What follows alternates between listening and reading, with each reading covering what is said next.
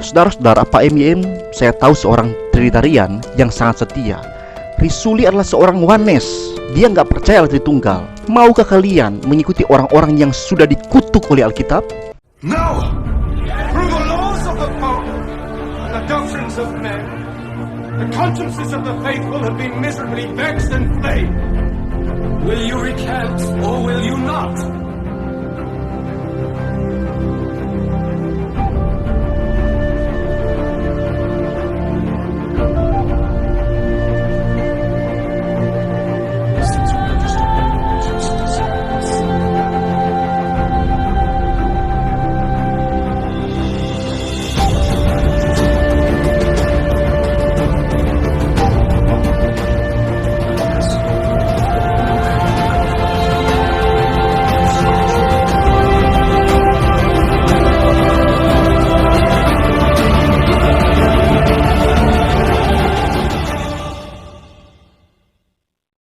Shalom saudara, selamat hari Minggu.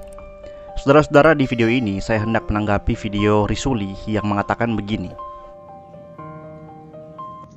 Orang yang memang benar-benar hatinya nggak bersih, pikirannya nggak bersih. Jadi dia tidak senang kalau orang lain punya karunia. Kalau orang lain dipakai Tuhan, dia iri. Dia sangat iri. Kenapa? Karena Philip Mantopa itu memang saya lihat jumlah jemaatnya banyak, dan sudah gitu memang kehidupan ekonominya juga diberkati luar biasa gitu. Tapi dibandingkan MYM ini jauh lah, ya, baik dari jumlah jemaat maupun dari keterkenalannya maupun dari yang lain-lainnya lah ya, jauh lah ya. Nah jadi kenapa ya saudara-saudara, di video itu dia sedang mengkritisi Pak MYM karena Pak MYM mengkritisi pendeta Philip Mantopa, dan karena dia merasa dia sealiran dengan Philip Mantopa, maka dia mengkritisi pendeta MYM dengan kata-kata begitu. Nah, saudara-saudara, dari videonya itu ada beberapa hal yang saya kira perlu saya tanggapi. Saya yakin mungkin nanti pendeta MYM akan menanggapi juga secara menyeluruh. Saya nggak tahu. Tapi kenapa saya perlu menanggapi di sini? Bukan karena Risuli menyikut pendeta MYM yang sangat saya respect di Indonesia ini, tapi ini lebih kepada dia yang membanding-bandingkan kualitas seorang pelayan Tuhan itu berdasarkan jumlah jemaat dan jumlah ekonomi dari pendeta itu. Saudara-saudara, apakah jumlah jemaat dan ekonomi pendeta itu menentukan seorang hamba Tuhan berhasil dalam pelayanan? Kalau itu benar demikian, maka Risuli harus malu sama Sai Baba. Sai Baba nggak menyembah Yesus, malah dia yang mengaku sebagai Tuhan. Pun bukan mengaku sebagai Tuhan Yesus, Tuhan Sai Baba. Tapi saudara-saudara, yang datang ke ibadahnya itu hampir setengah India, dan dia punya kekayaan yang luar biasa. Bahkan meskipun dia udah mati, hartanya masih banyak sampai hari ini. Saudara ngerti maksud saya? Kalau tanda bahwa seseorang hamba Tuhan diberkati itu hanya berdasarkan jumlah dan ekonomi dia, maka itu berarti semua pendeta di Indonesia ini harus malu melihat orang-orang yang non-Kristen di sana yang kaya raya, yang punya banyak pengikut. Saudara-saudara, jangan pernah bangga dengan jumlah jemaat Anda. Banggalah kalau seberapapun jemaat Anda, tapi mereka paham betul pengajaran Alkitab yang benar dan hidup oleh kebenaran itu. Yesus hanya mengembalakan 12 murid, tapi 12 murid ini hanya satu yang memang sudah ditetapkan gugur. 11 yang lain bahkan rela mati demi namanya, demi Injil. Jumlah jemaat banyak, tapi ketika kurang duit saja langsung merasa nggak diberkati, langsung puasa berminggu-minggu. Ketika tetap nggak diberkati, langsung murtad, korupsi, nipu klien, dan lain sebagainya. Saudara-saudara, para murid ya, jangankan kurang duit, mereka bahkan meninggalkan keluarga mereka, ayah ibu mereka demi mati untuk Injil. Adakah kualitas iman seperti ini di jemaat gereja yang kau gembalakan hari ini? Apa malahan di gerejamu mengajarkan bagaimana bergumul supaya berkat Tuhan materi semakin berlimpah-limpah? Atau di gerejamu diajarkan bagaimana supaya bebas dari resesi, bebas dari penyakit, bebas dari pergumulan?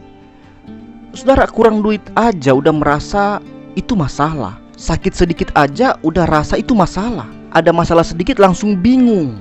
Bagaimana kalau Yesus tuntut jemaat-jemaat yang imannya seperti itu, kualitasnya seperti itu, untuk meninggalkan harta keluarga mereka, bahkan resikokan nyawa mereka demi memberitakan Injilnya? Saudara-saudara, kalau ada pendeta yang sepakat dengan pendeta Risuli, bertobat, minta ampun sama Tuhan. Saya juga mau bilang, Pak Risuli bertobat. Anda keliling Indonesia, baptis-baptis orang yang mungkin sudah Kristen, sudah pernah baptis, engkau baptis lagi. Tapi kemudian Anda ajarkan bagaimana supaya bebas dari penyakit, resesi ekonomi, dan lain sebagainya. Pernahkah Anda mengajar bahwa kalau jadi pengikut Yesus harus siap pergi memberitakan Injil, hidup dalam kebenaran dan keadilan dan kasih yang radikal? Yang sakit harus tetap bersyukur, yang miskin harus tetap bersyukur, yang punya pergumulan harus tetap bersyukur, dan fokuskan hidup bukan bagaimana sembuh, bukan bagaimana kaya, bukan bagaimana nggak ada problem, tapi bagaimana hidup benar dan memberitakan Injil. Atau jangan-jangan Anda sendiri tak paham apa itu Injil, Pak? Karena kalau nggak salah Anda tidak percaya doktrin Tritunggal, ya kan? Yesus berkata, namamu Bapa, yang telah kau nyatakan kepadaku, yang kau berikan kepadaku telah kuberitahukan. Nama Bapa itu Yesus. Kamu bisa panggil saya Bapa, bisa panggil saya Risuli Lubis. Tapi kalau kamu panggil Bapak saja, bisa juga itu nanti ke Pak Manurung lah, ke Pak Silitonga lah, ke Pak Pariaji lah, ke Pak mana saja.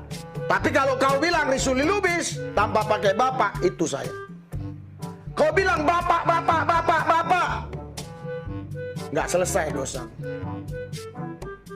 Kau bilang Roh Kudus, selesai. Tapi kau bilang Tuhan Yesus Kristus, itulah keesaan itu. Disitulah semuanya. Di dalam Yesus itulah semua. Kalau Anda nggak percaya doktrin Tritunggal, maka Injil apa yang akan kau bawa kalau Anda tak percaya doktrin itu? Doktrin dasar dari Injil bahwa Bapa mengaruniakan anaknya Yesus Kristus yang berkorban bagi orang berdosa dan oleh Roh Kudus membuat orang beriman. Saudara-saudara, mari baca ayat ini. Galatia pertama ayat 3-9. Kasih karunia menyertai kamu dan damai sejahtera dari Allah Bapa kita dan dari Tuhan Yesus Kristus yang telah menyerahkan dirinya karena dosa-dosa kita untuk melepaskan kita dari dunia jahat yang sekarang ini menurut kehendak Allah Bapa kita. Di ayat ini kita menemukan bahwa Paulus sendiri membedakan antara Allah Bapa dan Yesus Kristus. Satu hakikat, tiga pribadi. Paulus nggak bilang bahwa dari Allah Bapa kita yaitu Yesus Kristus, enggak. Paulus bilang dari Allah Bapa kita dan bukannya itu, tapi dan dari Yesus Kristus. Jadi jelas Paulus menginjil dengan doktrin Allah Tritunggal. Lanjut Paulus katakan, baginya lah kemuliaan selama-lamanya, amin. Aku heran bahwa kamu begitu lekas berbalik daripada Dia yang oleh kasih karunia Kristus telah memanggil kamu dan mengikuti suatu Injil lain yang sebenarnya bukan Injil. Hanya ada orang yang mengacaukan kamu dan yang bermaksud untuk memutarbalikkan Injil Kristus. Tetapi sekalipun kami atau seorang malaikat dari sorga, seorang risuli yang memberitakan kepadamu suatu Injil yang berbeda dengan Injil yang telah kami beritakan kepadamu, terkutuklah dia.